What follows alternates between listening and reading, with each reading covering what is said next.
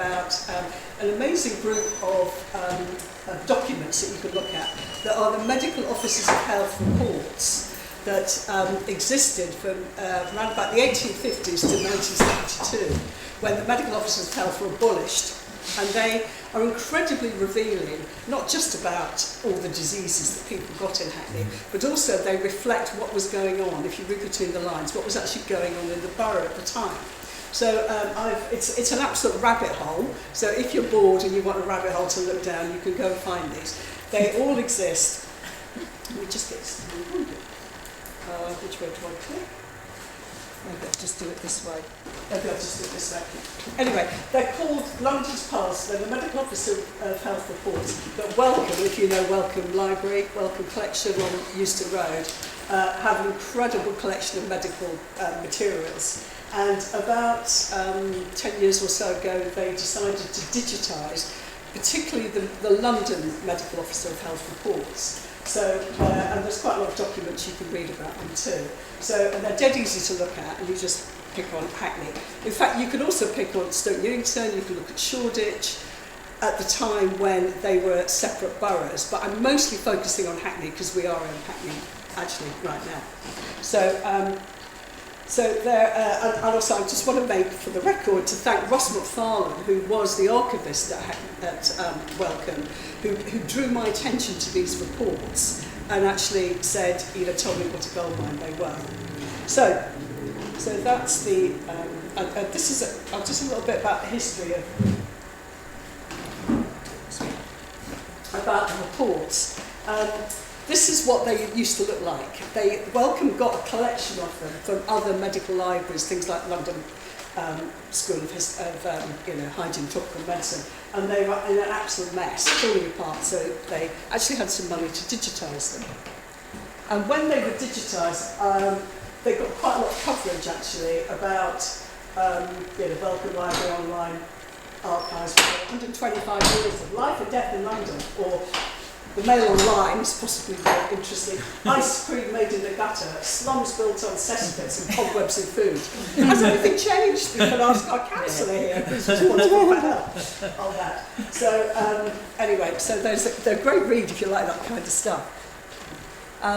So basically what they were also extremely good at was graphs. They loved data. So most of the reports are actually full of data, of figures that they collected. So there's nothing new about collecting data. And there's this beautifully drawn graph, I love this one, that was obviously drawn by someone with a ruler and a fine point pen. This isn't actually in Hackney, but it shows the kind of things they were worried about, which was scarlet fever, diphtheria, typhoid. This was 1899, but it's the same across the whole of London. So, a little bit of background about where it all came about. This man is extremely important in this history, Edwin Chadwick. He was a lawyer and social reformer, not a doctor, but he was one of those people who was on the poor. Let me just get rid of the Poor Law Commission, and he was asked to do a report about the sanitary conditions of the labouring population. And this was in the 1830s, the beginning of the time when more and more people were moving to London. There were more and more outbreaks of disease. There was some disease which had been around for a long time, things we were, we're used to in Britain. But there were new diseases. So for one thing, for example, cholera wasn't really known here until the 1830s, when I guess more people travelling from India. So it was brought into the UK then. Particularly Sunderland had the first outbreak. I guess it's a port city on that. So he wrote this report, and he said that there had been efforts to improve the sanitation of the wealthier areas of London, but the poorer areas occupied by the industrious poor, surprise, surprise, have been neglected. He said these areas were described as filthy, with close and crowded housing. The areas were in a poisonous condition due to total want of drainage, and the masses of putrefying matter of all sorts which are allowed to remain and accumulate indefinitely. So I'd imagine like Birmingham with the strikes, and worse. So there were those cholera outbreaks, and doctors, of course, hadn't got a clue what to do about it. So he came out with this report that actually did have an impact. What is interesting about him is that he believed in, the ideas about how disease was transmitted were quite different from what we think now. So the favourite idea that any of you know about the past this time was this idea of miasma, this idea that everything was spread by foul air. So there's a lot in these reports about improving ventilation, which of course is good generally, but they didn't really have any idea what the agents were that were actually causing a lot of these diseases. So Chadwick, he supported the rapid removal of human waste because he thought it was a major source of bad air that was causing disease. But the problem was actually his limited improvements to improving the sewage and drainage systems led to a greater flow of raw sewage into the Thames, which was not a good thing. So, he didn't quite get it all right. Anyway, there was quite a lot of lack of support for people who actually, for people in power who wanted to do anything about this. But when it came down to it, when he started persuading people that actually you get more out of people working if they were healthier, then the tide turned slightly and he got more support. For example, it says there was a lot of antipathy to high levels of intervention in public health matters. The Times in particular was not keen on this. It said that people didn't like being told what to do, so he wasn't terribly popular. But eventually it did happen. Liverpool was the first city that had a sanitary act. And then the first one in London was a man called, his name is Simon, but Simon was his name. He was at the City of London. And then Hackney got its own Minister of Health, who was this man, who was called, with the fantastic name of Tribe, and this is in his he got an obituary in the British Medical Journal, so it obviously made quite an impact.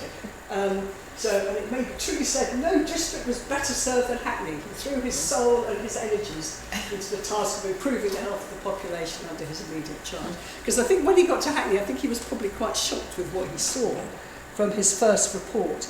He arrived in 1856, and this is his first report. First of all, on the side here, I just said the number of things he was responsible for was extraordinary. So it's the water, the distribution of buildings, the burial grounds, all the sewagery. We had to know what was going on, what kind of activities, what industry was going on, the houses, the burial of the dead, slaughterhouses. There's an awful lot about cows and abattoirs in these reports as well. And the removal of domestic refuse. So he had one hell of a job to do. In the beginning, I have no idea how many people he had working with him. I don't know if anybody here, of course, might do. He doesn't kind of mention many other people. As time goes on, he ends up with vast teams of sanitary inspectors and other people as well, but that's how he started. So, what date was this? Yeah. Sorry, what date was that? 1856. 1856 is the first report. Is that when he started? That's when he started. Or he might have started in 55 and 56 was the first report. So he was working for the vestry, was he? He was working for the vestry. That's another thing that's very interesting. That you guys all know quite a lot about this, so we can all have a conversation about it. So it's interesting, the vestry, because the council didn't really exist at the time, did it? So it's very, that's an extremely interesting element. I wasn't going to mention it because I thought that was another rabbit hole, but I should have on that. So it wasn't compulsory to have a medical officer of health until the Public Health Acts of 1872 and 1875. So Hackney, the vestry, was a bit ahead of its time, you might say, on that.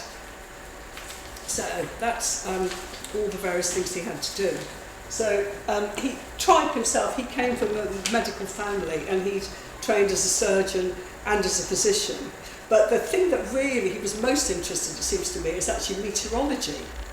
That he was, if you read the reports, a lot of the report is describing the weather conditions in the years. So I think if anyone wanted to study, whether you'd have a hot summer or wet winter or whatever, these would be the places to look.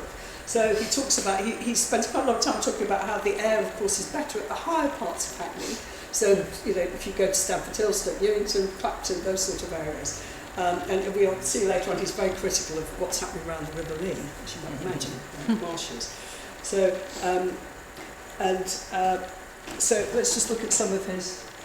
This is his first report. I'm not expecting you to read it, but it's really he just goes into how what the terrible things were. The presence of cesspools near their rooms and overcrowding, lack of light, lack of ventilation, lack of food. It reads a little bit like in the formation of the NHS. It's a bit like the wants, isn't it? Made me think, which was nearly a century later on that. And he talks about it's not good for the working classes, the labouring classes, because they're spending all their time kind of coping with life to the almost complete neglect of the moral faculties and the intellectual powers. So it's kind of double-edged in a way, I think, what he's writing, but I think his heart is probably in the right place. There's a little bit more, and he also talks about remove the mental depression and consequent low estimate of self, which form the almost invariable characteristic of our poorer brethren, which I think is very interesting that he should talk about their state of mind as well as just their bodily state. So that's the first report. Then I thought this was actually somewhere where we can actually place where he's going in Hackney.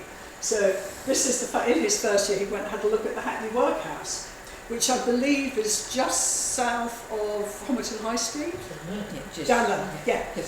Yes. So this is a nice map that I've found of it, and he thought it was he thought it wasn't too bad, even though it was interesting. The master was saying, "Oh, it's only overcrowded now." He thought it was overcrowded. I didn't really believe what the master would have said, that it was probably always overcrowded. But this was just one of the workhouses. There's another one in the borough as well, I think. Was there one where Oxford Market, where St. Hospital. Yes. But he didn't go look at that one just in the first year. That's probably Shoreditch, wasn't it? Yes, it would have been. I don't think Shoreditch had its own Yeah, it didn't have its own MOH at this time. Hackney the Shoreditch one didn't come along till a bit later. So that was one of the things he did. Hang on, I've gone the wrong way. Yeah. There we go. Smallpox. Now, you wouldn't be surprised to hear that smallpox was one of the things he was particularly exercised about in the early part of his career. And this is interesting. This first case of smallpox, this was also in 1856, was in Lawrence's Buildings in Newington Common. Now, from what I've gathered, Newington Common is Stoke Newington Common. And Lawrence's Buildings, couldn't quite work out exactly where they were, but the name still exists in some. It's still used somewhere around there. Do you know where it is? I'm not sure, because sometimes I've heard people talk about the Crystal Park, but the southern end was originally, there's Newington Green, there's a Newington Common.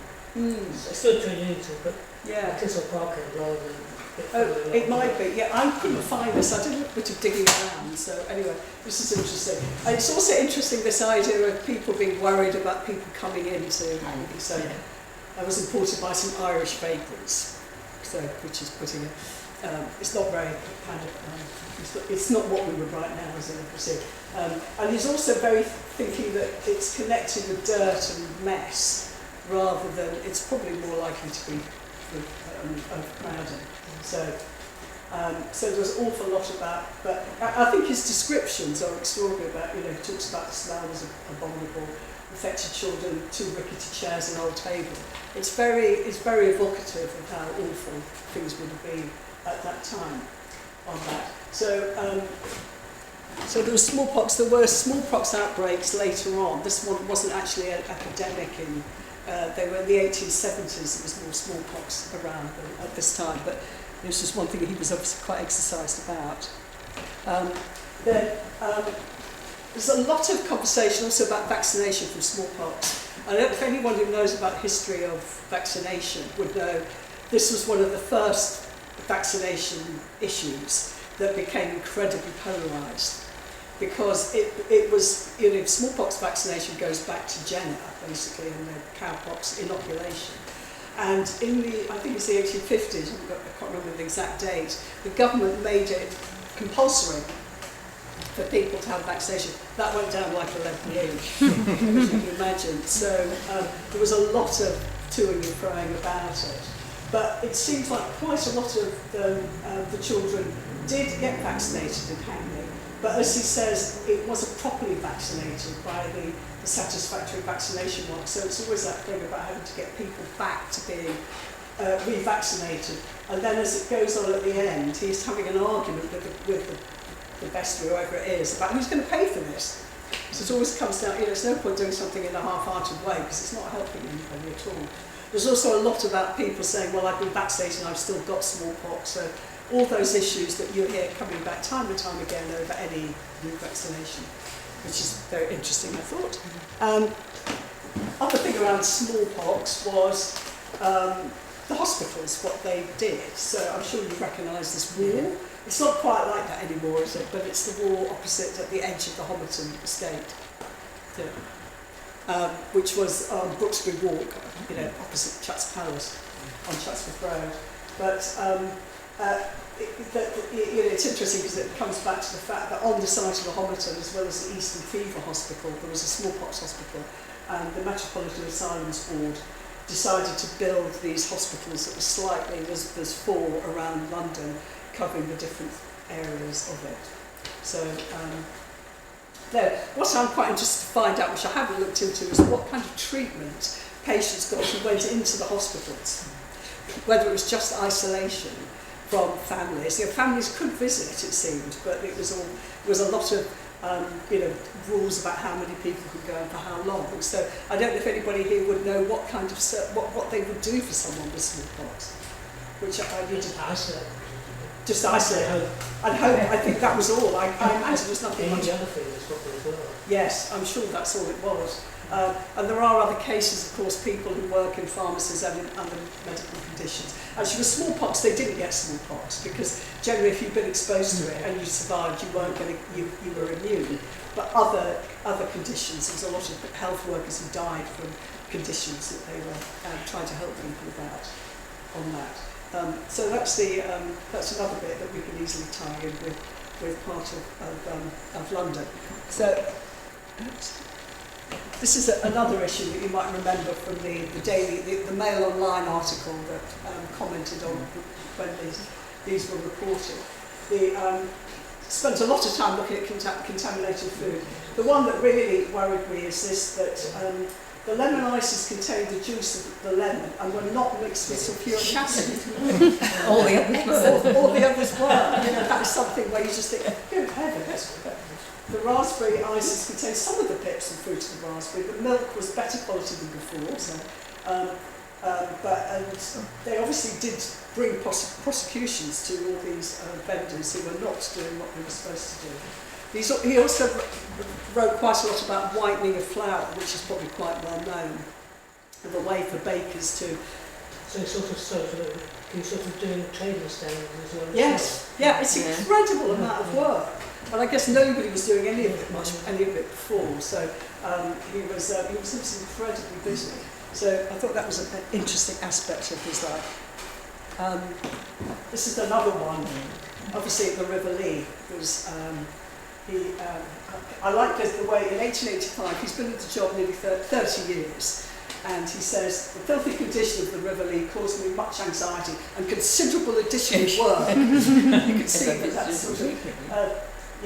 So he was doing a scientific experiment on this, that obviously the Lee was foul at this time. So he went to the Tottenham sewage works and he measured the quality of the water above the sewage works and below, and of course discovered the stuff below was foul and the stuff above was not foul. So I don't know if he had any impact on this, because I think the River Lee gets mentioned for many, a couple of decades. When did germs and bacteria and stuff like that get accepted by the scientists? 1885, I would have thought by then there was some knowledge about scientific basis of infection. I think there is with Robert Koch. There are, with the and the ideas. He doesn't write very much about that. At various points, they kind of has little diatribes about approaches to things. But I think that would be another element that I do need. I was going to look into that, but I just thought in a 40-minute talk, I'm not going to get to all the details, but I think you're absolutely right, because they do start having labs, they do start having ways of assessing the quality of things. Yeah. So, and I don't know where the labs were, or whether they were centralised, or each MOH had, that's another question to go and explore. But you're absolutely right. that they did. Very good point to make on that. 54. It was. So he took the handle off the water pump down Soho. Yes. So people did know. Yes. And just chose not to act. Yes. Yes. I'm sure they did. Yes. Yeah. And there's plenty of. I'm coming to another case where people didn't act when they should have done. Yeah. I think it was they probably didn't know what it was, but they knew that if you did that, it made a difference. So definitely. But I think they would have known. You know, the question is how much they kept up with it. Because it's always interesting to know someone who'd been working the job for 30 years, whether he was reading the scientific papers. I think it's something you need to get, be interested to go and find out about that side of it. Because the other disease that they did do inoculation, or they were quite effective against, was diphtheria, which is quite interesting, the antitoxin. And there's a point, I'm not sure I've got a slide on it, where each borough is given a certain amount of antitoxin to treat people who've got diphtheria, which was a big issue. And also with diphtheria, he slightly berates people who've gone to school, children who've gone to school, because he says the children are brought together, so they are more likely, more of them end up getting diphtheria. So, which sounds as if he doesn't quite believe in educating children, but surely they'd still get diphtheria if they were going to work, or it may be something about children together, which is kind of interesting. I suppose it's a bit like with COVID. We all had slightly odd views about, there were views about whether you should send kids to school or not. So anyway, I thought that was another interesting point. And this is his last report in 1891. He died the year after, actually. But it's just, I just think what's interesting on this is that it shows how he's now, his kind of stock has risen. So he's now, he's vice president, formerly president of the Society of Medical Officers of Health, quite a big cheese. Secretary, formerly president of the Royal Meteorological Office. Corresponding member of the Royal Society of Public Medicine of Belgium. Why? I've no idea. And foreign member of the Société Française de Hygiene. So he might well have been keeping up with people like other research that's going on in that. I don't think anyone's written, there's a very, very small a bit about him on Wikipedia, but not much else. That you can find out if anyone's done any more research about him on that. Anyway, I don't know what the time is. I'm feeling like I'm 25 past, thanks. So, picking on another disease that, as you might imagine, that every medical officer of health was very worried about, was TB. And it becomes more so as you get into the 20th century. But I thought this was really interesting. The Stormont House, which you would know on Hackney Downs, it was a SEND school, isn't it? Yes. Originally it was an open air school for notified tuberculous children between the age of 8 and 14, which I thought was very interesting to know that they had open air. They did try and educate kids, children who weren't, but they said it's inaccessible for Stoke Newington cases. Obviously the 236 did not go. You'd have to change bus probably, but there was no bus going down Amherst Road at that time. So it would be harmful. So they want to, he's arguing for a conveyance. He's constantly asking for money, basically, first from the investor and then from the council to help support what he was doing, which I'm sure. He uses this, it's very cleverly written, that he explains what the issue is and then says it's a shame you can't afford to do it, that sort of thing. So, and of course the other issue you'd have to mention is flu, which does get written about, of the numbers of people who had flu. The largest number of people who died from flu in Hackney was, we just get the figures, I think it was 1918, and then, there was 698 deaths from flu in 1918. It fell off to 165 in 1919. So it really was a thing that we did hit with the peak of that. But this is actually a leaflet that was created to warn people about flu and how you really should keep yourself aware. It's not very exciting though, is it? There's no sense that it's basically just one page. It goes on, and it's just it's not very. There's no illustrations or anything like that. I thought that was interesting. That was an appendix that this was actually the second medical officer of health.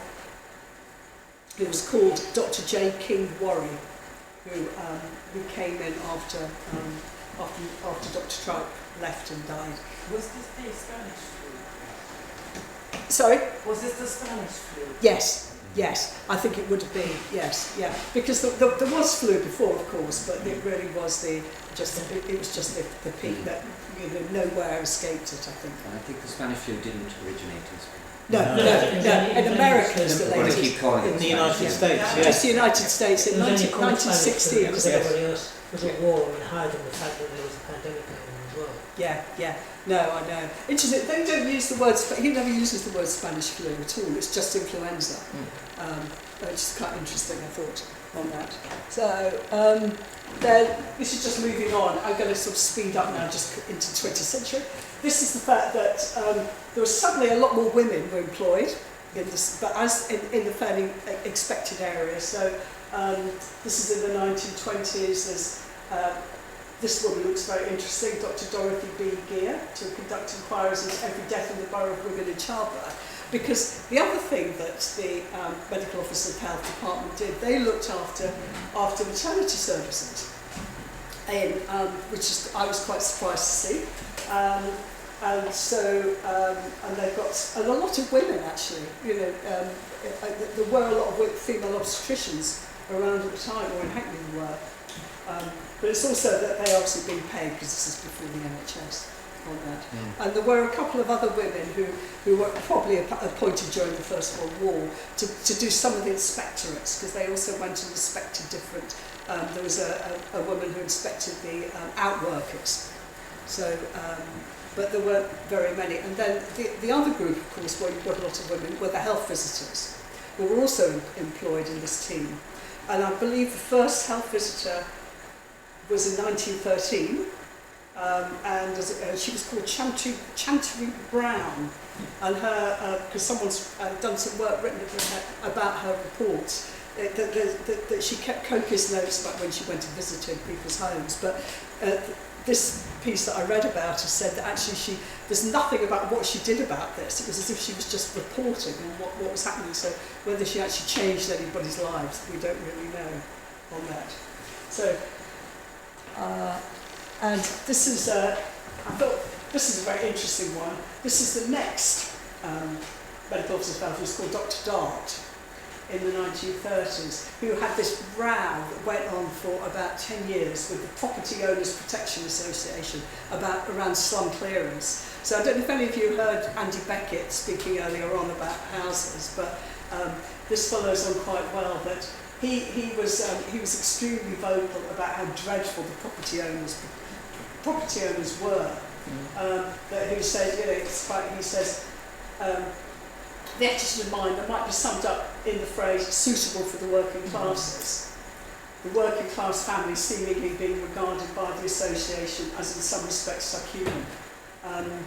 So the idea that they would have places of dwelling where there's dampness, lack of sanitary conveniences, etc., was okay for the working classes, and that it actually goes on in one of the reports about how their answer to lack of ventilation was these were houses that were back to backs. Now I didn't know there were any back to backs in Hackney, but they were suggesting there were back to backs. And that, you could just open the door and the windows to improve your ventilation. They weren't going to do anything to help you. So they were fighting against the slum clearance that was going on at the time. So I thought it was interesting. And it seems that each medical officer of health has their own, thing they're absolutely obsessed about. And so for Dart, it was definitely the slum clearance. He really wanted to improve the fabric of the houses. And then I'm just going to move rapidly into the post-war period. The John Scott Health Centre, of course, which I thought I'd just put the pictures up because they're such lovely pictures that you'll all know, on Green Lanes, which was the first of the big health centres after the war that was originally called Woodbury Down, and named after John Scott, who was the Medical Officer of Health for the LCC, London County Council, who died in 1965, so they renamed it after him. And then going towards the end of the career of medical officers of health, that you begin to get a few more pictures, photos in the reports, not very many though. So they're still obsessed with food hygiene, so there's a sort of picture. It's not very, it just looks a bit of a mess. I'm sorry, the reproduction's not very good. They also do the school dental health service. And there's a lot in this one of 1970 about the argument about fluoridation of water, another issue that was very active at the time. But they also had a very good school dental health service. I don't know when that went, whether that went when this role went. Hackney still does some tiny bits It in the independent schools in Stamford area. Oh, does it? Oh, it's very interesting. If you don't know, this is Councillor Chris Kennedy, who looks after health for the council. So who was? I mean, I used to go to school dentistry in Duncan Road, just up there. So was that Hackney? I mean, this is in the 50s, 60s. So was it Hackney? No, because the current borough of Hackney wasn't established until 1965. So it would have been a smaller Hackney, but I think a lot of the responsibility would have sat with the LCC as well. So there'd have been an LCC medical officer, and then at the metropolitan level, the public health officer sitting underneath it. Yeah, it wasn't. I'm not complaining to you. It wasn't very good. I mean, it's funny, sorry to interrupt again, because the sort of attitude they had was we weren't given anaesthetics, even fillings and things like that. So the idea was, well, which meant that when eventually my mother said enough of this and took me to her dentist, the dentist's description of my teeth I will not repeat. Even though they did employ an anaesthetist at some point, because I've seen them on the list. I had an anaesthetist when I was in primary school to have teeth removed. I see. Gas back over your face. Yeah, but only for more serious things like that. So, and then that's, oh hang on, I've got another thing.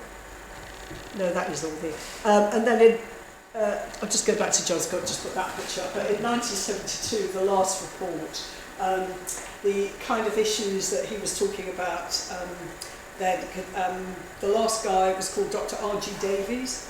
He was also the principal school medical officer, so he'd obviously taken on a lot more work with schools. And he actually had quite a huge team by the end of this. Some of the issues still remain the same. The interesting thing about it, he talks about Hackney, that the population of Hackney is dropping from the early 70s, from about the kind of late 60s, early 70s. It's beginning to fall off. People are leaving, which led to, as we were hearing in the previous talk, about how it was then more people moved in. There was lots of empty properties, which is kind of interesting. And he measures it by the about the drop in the birth rate at that time. But some of the issues still remain the same. You're still worried about infant mortality in 1972, which I was quite surprised to read. And interested, they're still collecting data, which they have done throughout the time, on births, whether they're legitimate or illegitimate, which I thought was strange. But then he goes on to say that the home for unmarried mothers was run by the Salvation Army in Laura Place, up the road up here, was not very much occupied, which of course he then says was that the attitude to illegitimacy had changed. So it seemed like there was a bit of a mixed mismatch of kind of views on there. So it was a joke. And he also said that smallpox vaccination had ended because it had been eradicated by that time. So, and the new concerns that he wrote about were lung cancer deaths, battered children, so there was a lot of, which was interesting, and that phrase as well is very much of its time. But then Hackney was running a free family planning service as well by then, which was very good. And they were even helping people adapt homes for dialysis, which was kind of interesting, I thought. And they said they were one of the few boroughs to provide the service for free. And they'd opened more health centres were beginning, Somerford Grove, Lower Clapton, Bottom House was in the works. And they were running cervical smears, cervical screening for all the women of Hackney. But again, what's interesting at the time, that there's a table of how many smears were done, but the women are categorised by their husband's profession. Still in 1972. But also, what was good, that they ran a specific service for the women who worked at the Leslie factory on the canal, which was, I guess they must have employed a lot of women making toy parts on that. Those of you who remember where it is, I think that the flats are still called Leslie flats, aren't they? And they've got little cars there. Yes, and the little cars. So I think at that point I will stop.